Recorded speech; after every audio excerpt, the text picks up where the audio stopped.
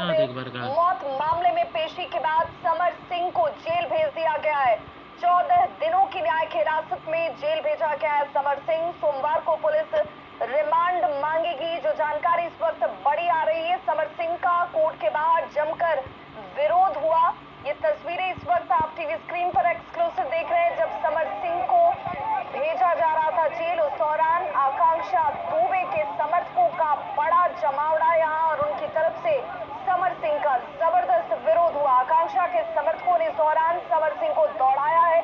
Police के साथ भी धक्का मुक्की की गई।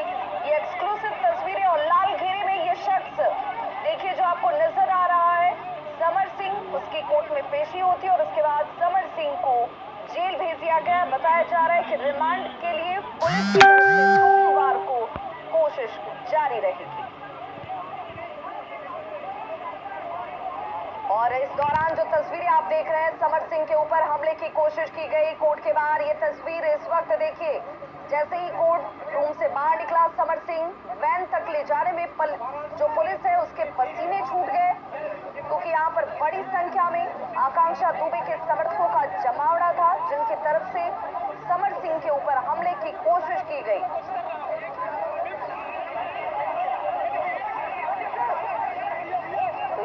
समर सिंह है जिसे लेकर आकांक्षा दुबे की मां की तरफ से ये कहा जा रहा है कि इस शख्स के दबाव की वजह से ही बेटी ने इस तरह का कदम उठाया।